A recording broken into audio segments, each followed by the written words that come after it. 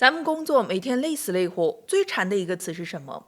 肯定是有很多税后收入，对吧？谁不想躺在床上啥也不干，钱就自己能往兜里跑呢？但现实是，大部分人干了一辈子，还是在用时间换钱。可巴菲特高中的时候就已经把被动收入玩明白了，连大学都还没上，就已经当上翘脚老板了。欢迎来到小 A 读书圈，一个希望你越来越有钱的财经成长频道。我们继续解读巴菲特唯一认可的官方传记《滚雪球》。今天我们就来看看这个毛头小子是怎么打造出人生第一台印钞机的。上集说到，15岁的巴菲特已经在老家买下了41亩农田，实现了人生第一次被动收入。他只需要出钱提供土地，别人负责干活，最后一起分钱。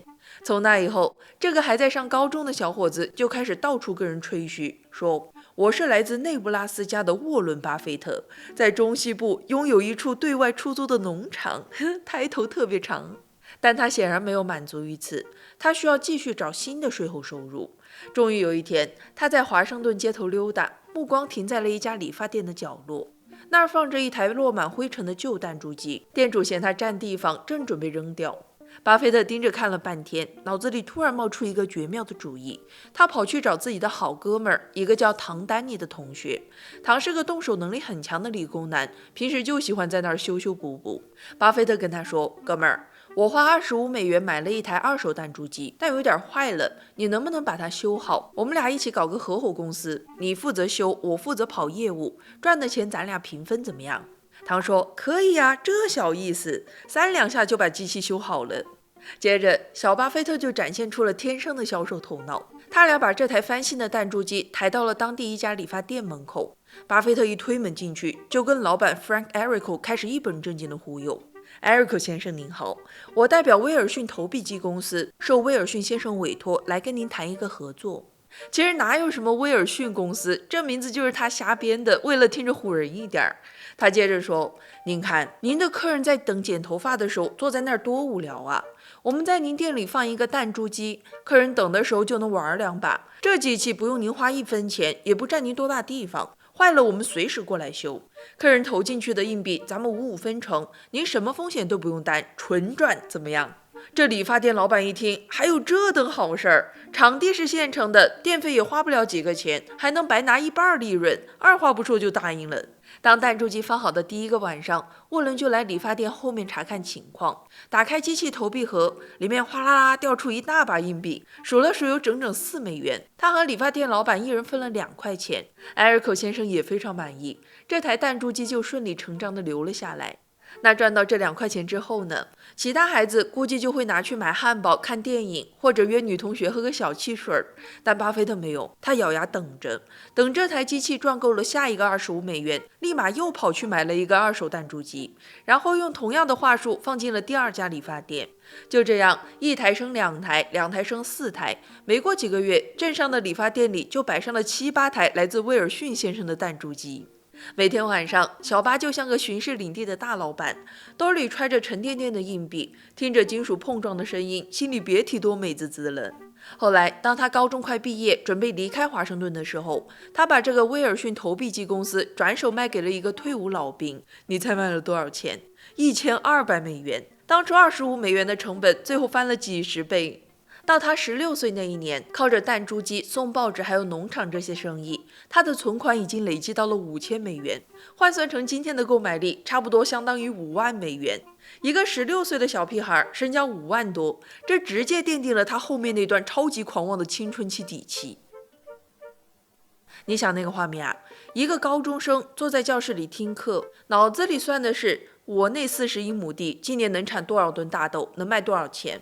我那些弹珠机今天晚上又有多少钱进账？这种当小老板的快感让巴菲特自信心爆棚，尾巴都快翘上天了。作者说，当时他根本看不起学校里那些老师，他觉得这些人每个月就拿那么点死工资，穷得叮当响，凭什么在讲台上教我做事儿？所以那段时间他以折磨老师为乐。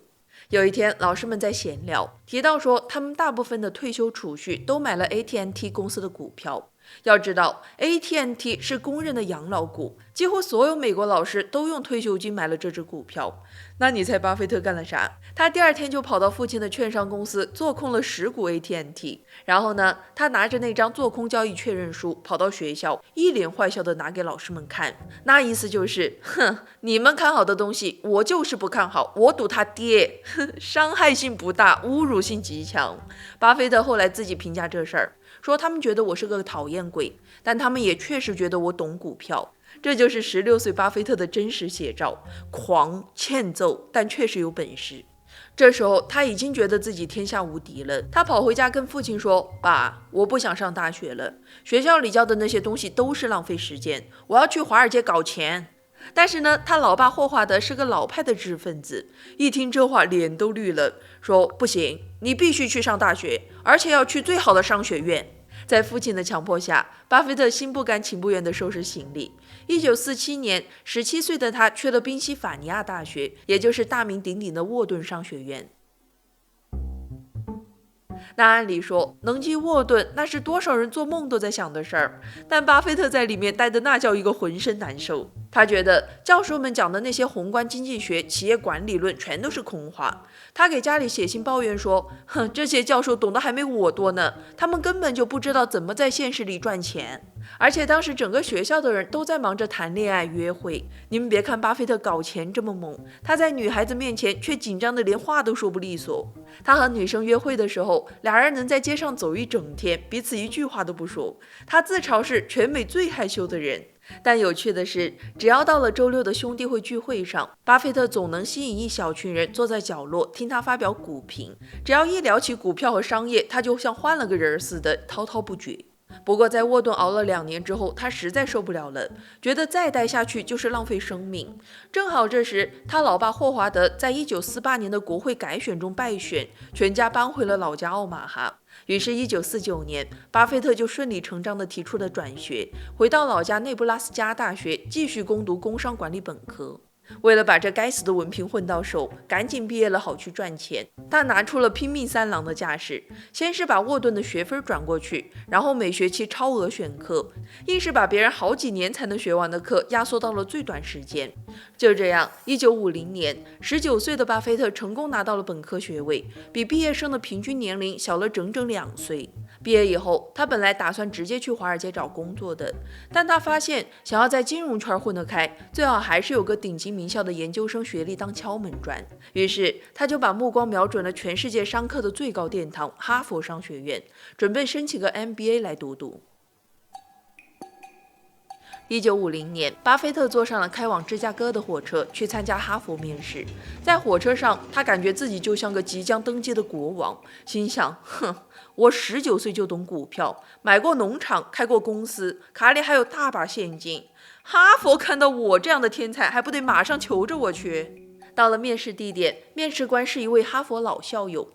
巴菲特一坐下来，就迫不及待地大谈特谈自己的生意经。他以为这就能镇住对方，结果呢，面试官冷冷地看着这个穿着不合身西装、自我感觉过于良好、看上去只有16岁、社交能力像12岁的小屁孩，只聊了短短10分钟就打断他说：“你还太年轻了，过几年再来吧。”哎呦喂，这句话就像一盆冰水，把巴菲特浇了个透心凉。